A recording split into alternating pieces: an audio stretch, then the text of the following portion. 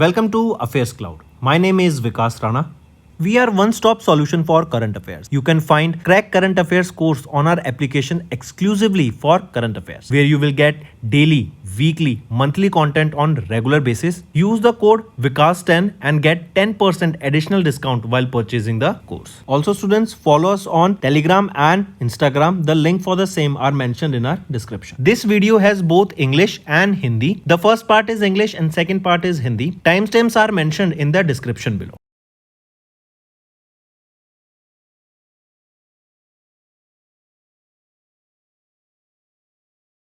Hello everyone, how are you all? I hope you are all good. Students, in this video we will be discussing two important topics of March month, that is your economy and business and acquisitions and mergers. Session will be quite beneficial, so stay tuned with us till then. Let's start. First question is, NSO National Statistics Office under the Ministry of Statistics and Program Implementation has released a new GDP series, that is base year 22-23, projecting FY26 the real GDP growth rate at how much? So according to NSO, what is the GDP projection? It is 7.6%. Next, identify the organization that has partnered with India INX Global Access IFSC Limited in March to expand overseas investment across through GIFT City. So, which is that organization? We are talking about HSBC IBU. HSBC IBU. Take a note of this, International Financial Service Center unit. Next, identify the startup incubator that has partnered with Japan External Trade Organization JETRO in March to strengthen the India-Japan deep tech startup collaboration. So, India and Japan, they will be working together on deep tech, that is your AI, emerging technologies, Industry 4.0, IoT, cloud computing, right? Smart mobility, defense, aerospace, medical equipments, pharma, many more. So it is T-Hub, Technology Hub. Next, what is the GDP growth forecast for India for FY26 as projected by Fitch Ratings in their Global Economic Outlook for March 2026? Right option is 7.5%.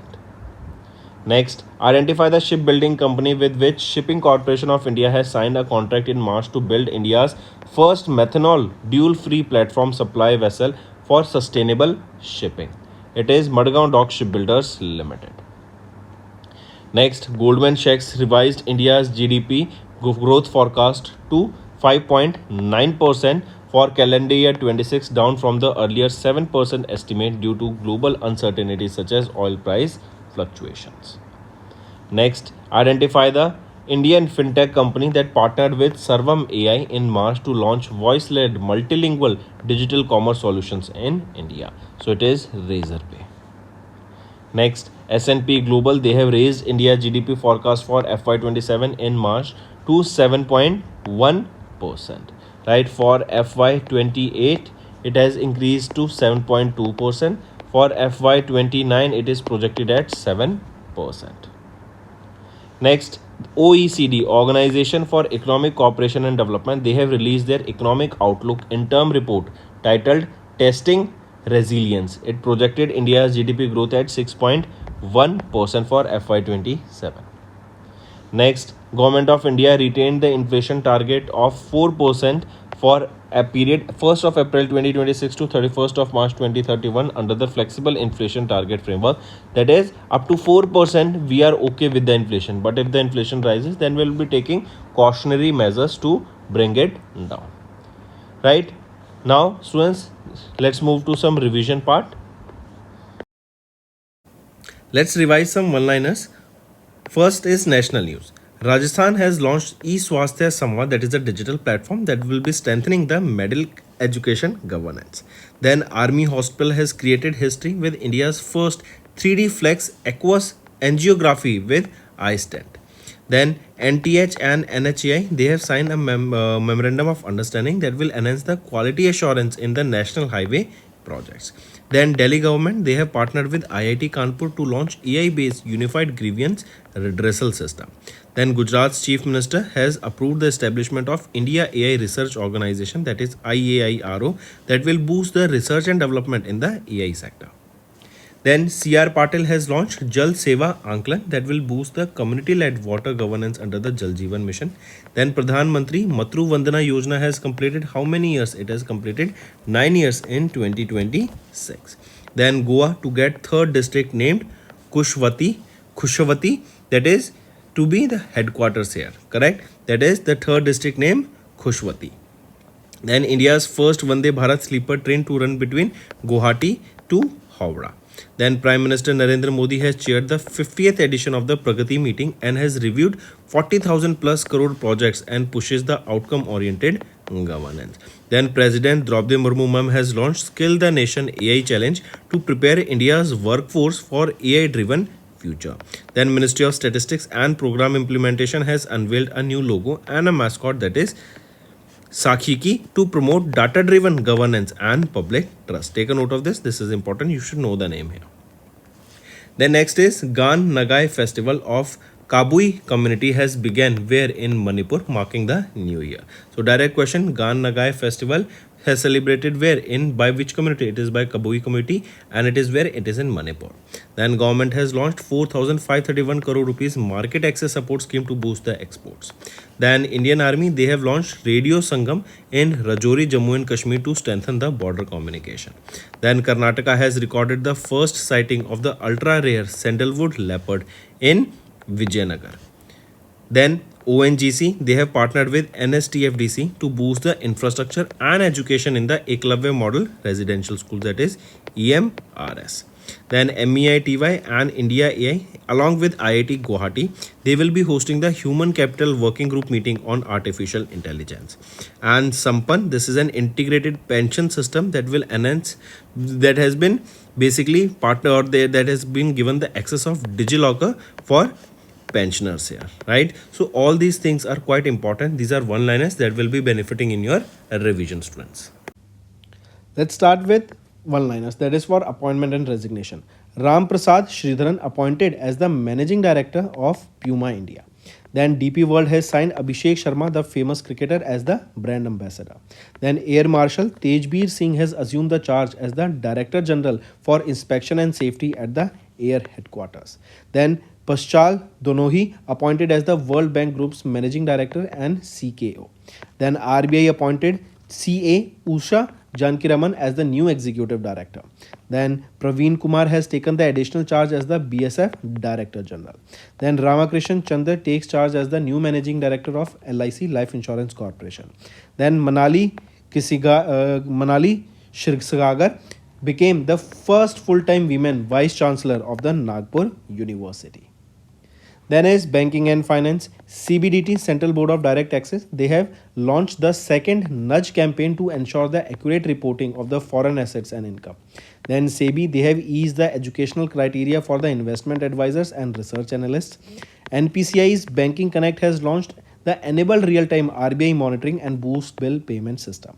Then RBI has imposed a 3.1 lakh rupees penalty on the Mana Krishna investment for the governance violation. Important is the amount here. Then India along with Asian Development Bank, they have signed a $800 million plus loan for power, metro and skill development projects in India. Then Center will be investing 4,500 crore rupees to modernize the Mohali Semiconductor Laboratory that will boost India's chip manufacturing. Then is international news. CEC Ganesh Kumar became the chairperson of the International IDEA for 2026. India re-elected to the IMO Council for 26-27 term with the highest vote count in the category B. Then our country India again was ranked third here in the Asia Power Index, achieved the major power status here. Then Prime Minister Narendra Modi unveiled the Dr. Babasaheb Ambedkar bust at the UNESCO on the Constitution Day. Then Jakarta became the world's largest city as the UN report highlights of the Asia dominance in the mega cities index. Then India was ranked 8th at the debut was ranked at the 8th in the debut, means the first World Skills Asia 2025. Then Riyadh Metro became the world's longest driverless metro network. Then Leonardo has unveiled the AI powered Michelangelo Dome, a multi-layered air defense system in Europe. Then Oxford University Press has named Rage Bait word as the word of the year 2025. So these are some important one-liner, students. Now let's move to the main content. The Telugu biography of the President Draupadi Murmu ma'am, Agni Sasuralo Vikaschina Kalam Draupadi Murmu, released in January at Andhra University in Visakhapatnam, Andhra Pradesh. So who authored this book? Yarlagda Lakshmi Prasad. Next, who released the Hindi edition of the autobiography Palanivellu Guts in January in New Delhi? So who released the Hindi version of this? It was released by the Vice President C.P. Radhakrishnan. Right, and this book Palanivellu Guts. This is the autobiography of an eminent surgeon, Dr. C. Palanivellu. Next, who authored the book Chalice of Ambrosia Ram Janambhoomi Challenge and Responses, which was released by Vice President C.P. Radhakrishnan in January at the Vice President's Enclave in New Delhi. So, Dr. Surendra Kumar Pachuri. Moving on, name the publisher of the book Red Lines Redrawn, Operation Sindoor and India's New Normal, launched by the Chief of Army Staff General Upendra Dwivedi on 22nd January at the India International Center in New Delhi. So name the publisher of this book. Who is the publisher? Which organization? It is Konark Publishers Private Limited. These were your books. Now let's move to some obituary, students. Suresh Kalmadi, the senior leader of the INC, that is Indian National Congress, passed away in January. Which ministry did he serve as the Union Minister of State between 1995 and 1996? So he served for Ministry of Railways. Next, name the former World Billiards Champion and Major Dhyanchand Award recipient who passed away in January in Tirunelveli, Tamil Nadu. So right option here is Manoj Kothari. Moving on, choose the veteran Bharatiya Janata Party leader and former Union Minister of State for Communication who passed away in January 2026. So right option is Kabindra Purushottam. Next, Madhav Dhananjay Gadgil, who received the Padma Shri in 1981, Padma Bhushan in 2006 and UN Champion of the Earth Award in 2024, passed away in Pune, Maharashtra. What was his profession? So he was related, or he was a ecologist. Next, identify the former Indian hockey Olympian who was honoured with the Major Dhyanchand Award in 2021 who passed away in January in Jalandhar, Punjab. Right option is Devendra Singh Garcha. Next, Thomas Kuthiravattam, the veteran leader of the Kerala Congress and former member of parliament, passed away in January 26. He is from which Indian state? He was from Kerala. Next, Ilyas Pasha, who passed away in January in Bengaluru, Karnataka, represented which sport for India? He represented football. Next, what was the profession of the veteran Padma awardee Sir William Mark Tully, who passed away in January lately? So he was a journalist. Right? He was honoured with Padma Shri, fourth highest civilian award in 1992. Padma Bhushan, the third highest civilian award in 2005 in the field of literature and education. Next, former BCCI President Inderjeet Singh Bindra passed away at the age of 84. When did he serve as the President of BCCI? From 1993 to 1996. Next, which state lost its Deputy Chief Minister Ajit Pawar, who passed away in January following a tragic aircraft crash at Baramati Airport? Right option is Madhya Pradesh.